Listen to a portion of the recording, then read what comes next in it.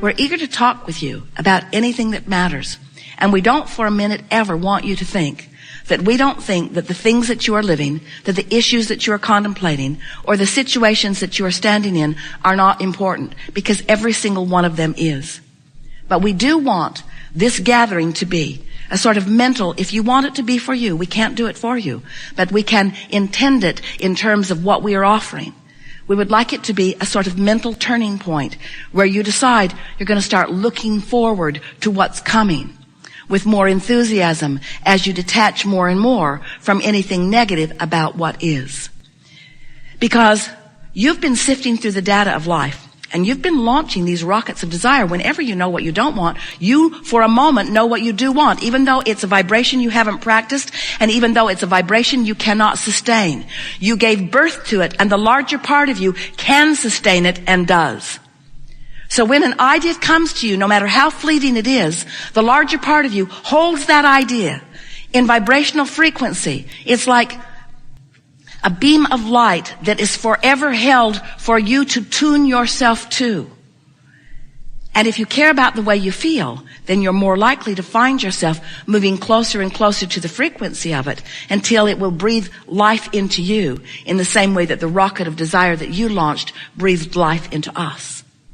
This conversation, this interaction, and this has been a conversation even though Esther's is the only voice you have heard. In other words, Esther is allowing us to demonstrate our vibrational knowledge through her voice, but you are demonstrating your vibrational knowledge through your thoughts. So we have been having a very valid, real, important conversation. Whether you are among the few hundred sitting in this room or whether you are among those out in cyberland who are tuning in. This live broadcast, this worldwide live broadcast, the lives that you have been living, the contemplation that you've been offering, the words that you've just heard now have caused an expansion of this universe, because this conversation has never been before until all of the universe. We don't come forth to express to you because your lives are broken and need to be fixed, because they aren't. We do not come forth because there is something that you are doing wrong that you need to correct in order to live the life in the way that you intended it to be. Nothing like that is going on. We come forth because you are the creator of your own reality, and most of you don't really know it and aren't really understanding how that is so. And until you get that life has caused you to ask for things that you're not a vibrational match to, and until you figure out how to now be a vibrational match for the things that you've been asking for, you can't complete the cycle of life thought by thought that you've been wanting. We are eager to talk with you about anything that is important to you. There is nothing off limits.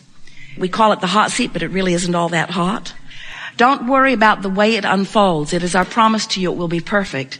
And we say happily for ourselves that every question that we've posed here today will be answered and demonstrated by the conversation that we now have. Your life experience is about to give life to all of these words that you have just heard. And oh boy, what's coming for you in the next days and weeks and months is going to amplify this new knowledge that you are gathering up in these words, in this conversation. It's going to be a high-flying good next year. So how do you know when you are a vibrational match to what is wanted? You feel great. You have clear mind. You feel enthusiasm. How do you know when you're opposing it? You don't feel so good. When you feel anger, you're not a match. When you feel defensive, you're not a match. When you feel bored, you're not a match. When you feel exhilaration, really a good match. When you feel love or appreciation, really good match. When you feel interest in something, you're a really good match, you see. So how is it that your emotions are such clear indicators, such clear, always accurate indicators? Because your emotions, like all of your senses, indicate the vibrational relationship between who you really are and what you've been asking for, and what your habit of thought, well, that's not really fair, what your in this moment thought, which may not be your habit. You might have just stumbled on it just now. You might be testing out that habit of thought. You might have heard it, someone might have said it, you might be repeating it, but for the most part, you're not coming up with new resistant thoughts. You've been carrying them around for a while.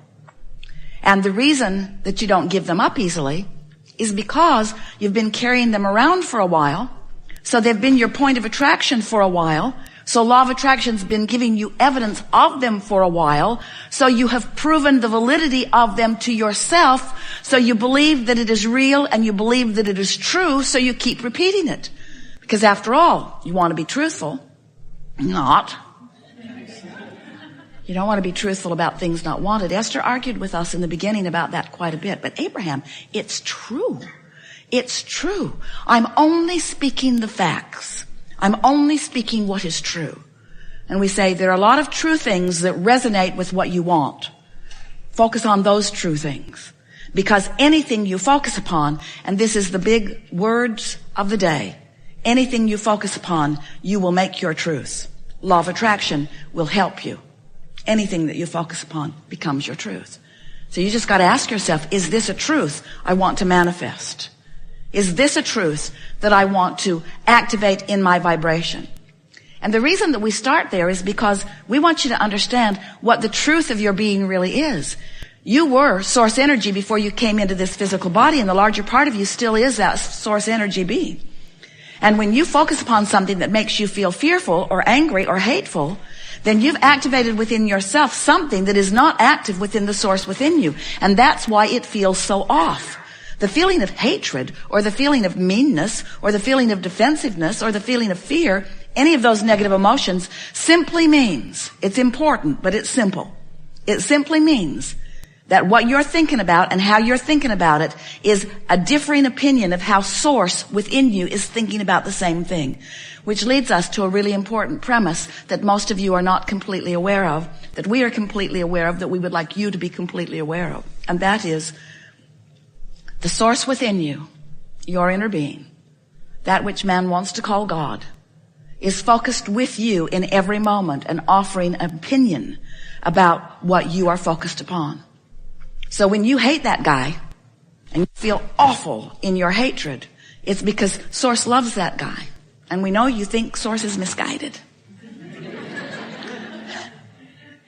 If source really knew the details, let me give you more details, source.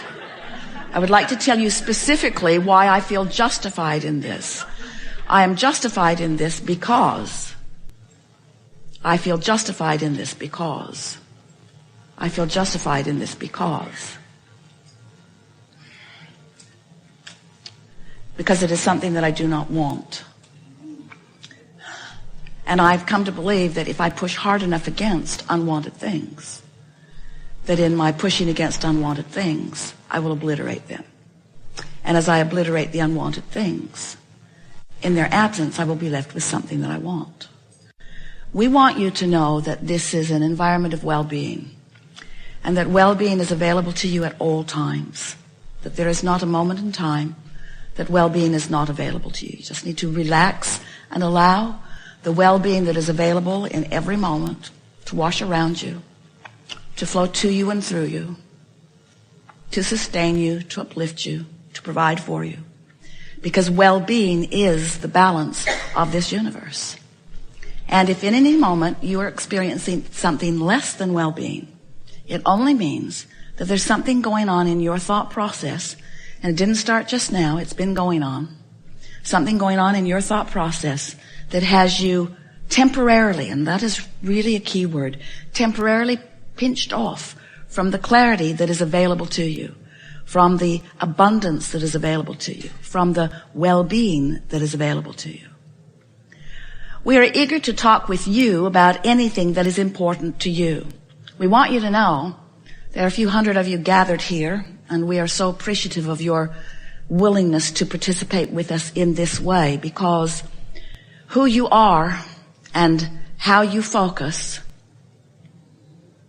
what you mean, what you request, and therefore what you contribute vibrationally is the essence of what's going on in these gatherings. We said to you in the beginning that this is co-creation at its best, and it is. And we are appreciative that you have come to play with us in this way. We've enjoyed this interaction more than words can explain, and we've been way out there on the leading edge.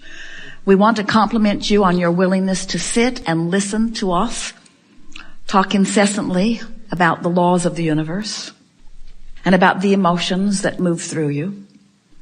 We know for sure that as a result of your willingness to just listen, that your vibration has been moved to a different place than it was before we had this conversation. It only takes 17 seconds of non-diluted focus in order to shift vibration, and you have been giving far more than that. 68 seconds of holding yourself in a vibration of well-being will shift your vibration, your point of attraction dramatically enough that that grid must fill in and must fill in today. So we're looking forward to the evidence that you will discover of this energy shift that has taken place as a result of this conversation. You could be unaware of law of attraction. You could have never heard of Abraham or the teachings of Abraham. You could not be making any effort to focus yourself into the things that you want. And you could live happily ever after, because it is the nature of this time-space reality that you live within. In other words, you don't need to know this in order to live well, nor do the people around you. But you are deliberate creators. And there is nothing more exhilarating for deliberate creators than to get your thoughts around what you can specifically do, how you can specifically mold the energy in order to get the results that you want. Because creators want to explore and decide and define the newness that you're reaching for. And then deliberate creators want to find a way of vibrationally allowing that which you've asked for. And nothing is more delicious than then allowing the universe to surprise and delight you in all of the ways that it will. It is our desire that as this grid fills in, and it will, it is our promise to you, that as it fills in, that you take note of the important part that you play in this deciphering process. We want you to feel happy about who you are and pleased that you have come to decide and to ask anew. We want you to feel the appreciation that Source feels for you in the part that you play here. If it were not for you out here on this leading edge, thought would not move beyond that which it is. That's big. If it were not for you participating with one another, you would not be creating vortexes that would be the nucleus or the starting place of the generations that are being born. If it were not for your willingness to explore the contrast and reach toward that which is new, there would be no expansion of the universe. In other words, the part you play is important. But not one of you said, I will sacrifice my joy to play this important role. Not one of you said that. And when you get back to the basics of caring about how you feel and reaching for these general feelings of well-being, you will be rewarded as you have intended to be with the manifestations that you have carved out of this time-space reality. Yes, of course, future generations are going to benefit mightily by your participation here and now. But you are supposed to benefit too, and now. And there is no joy that is greater for us to experience than your conscious acknowledgement of your alignment with that which is us. When you feel that joy radiating through you, we want you to know that what you've discovered is a path to the momentum of the joy that we all feel for you. And when you get there, stop and revel in that just a little bit and acknowledge the good job you've done of getting out of the way and allowing the joy that is natural to you. We spoke a lot of words here today, and you heard almost all of them. We moved a lot of energy here today, and you felt a lot of it. The energy moved significantly here today. It might be leaving you feeling a little like you've had a workout. But what's coming in the next few days, watch for it. It is our promise that it will be evident to you. There is great love here for you. And as always, we remain stubbornly, joyously, expectantly, decidedly, emphatically, determinedly in the vortex.